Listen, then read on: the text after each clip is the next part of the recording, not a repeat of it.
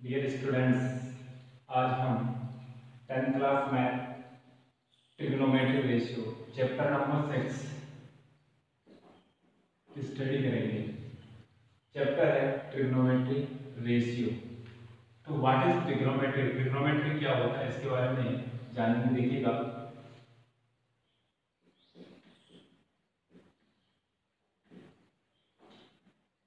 Trigonometry trigonometry word दो वर्डों से मिलकर बना है। फर्स्ट वर्ड है आपका ट्राइगोनल और सेकंड वर्ड है आपका मेट्रोन। ट्राइगोनल का मीन्स होता है ट्राइंगल। ट्राइगोनल का मीन्स क्या होता है? ट्राइंगल, त्रिभुज। मेट्रोन यानी ज्योमेट्री, आकृति या ज्यामिति।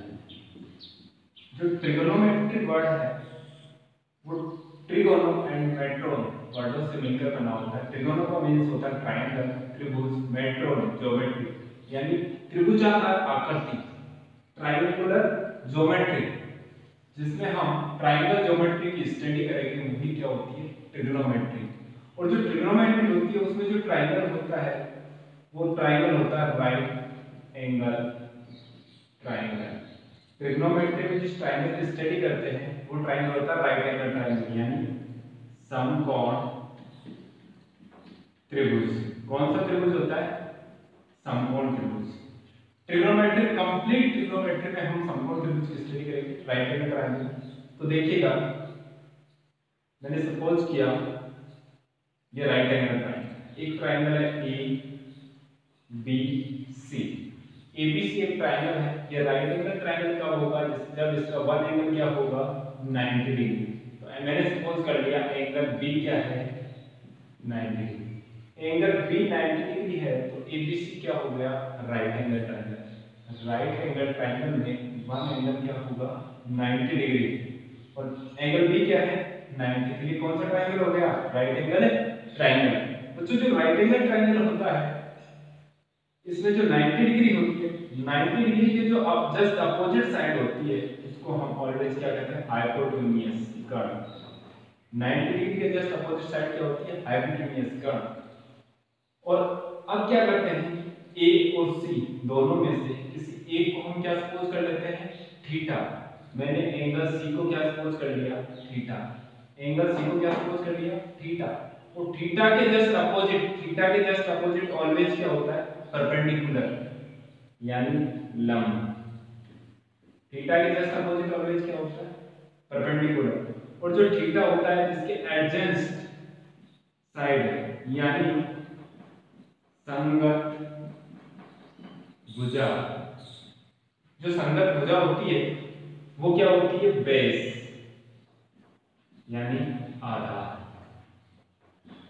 फिर रिपीट करो, राइट एंगल ट्राइंगल है एबीसी। एबीसी में एंगल बी क्या है? 90 डिग्री। और 90 डिग्री के जस्ट अपोजिट क्या होता है? Hypotenuse curve. और आप अगर इस ट्राइंगल में आप एंगल ए को थीटा सपोज करोगे तो जस्ट अपोजिट क्या होगा? बीसी। ये परपेंडिकुलर होगा। लेकिन हमने क्या सपोज किया? एंगल सी को थीटा सपोज किया तो थीटा के जस्ट अपोजिट क्या है? परपेंडिकुलर। और ये जो परपेंडिकुलर है जो क्या होता है? थीटा के जस्ट अपोजिट लंब। और जो थीटा है जिसके संगत एडजेंट साइड होती है वो क्या होता है? बेस, आधार। ये right angle triangle.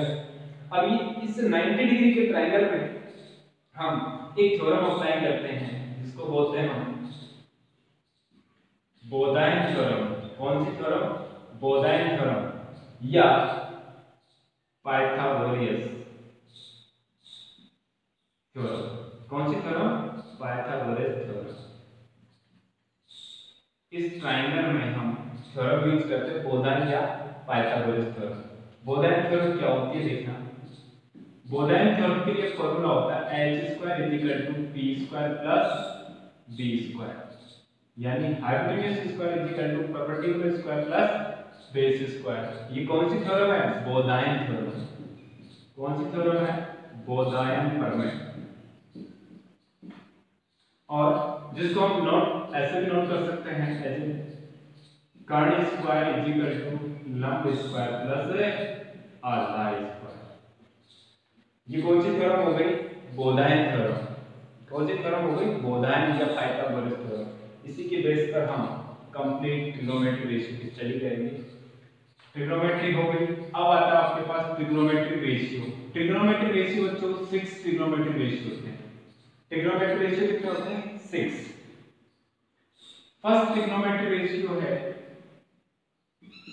Sign theta, second cos theta, third tan theta, fourth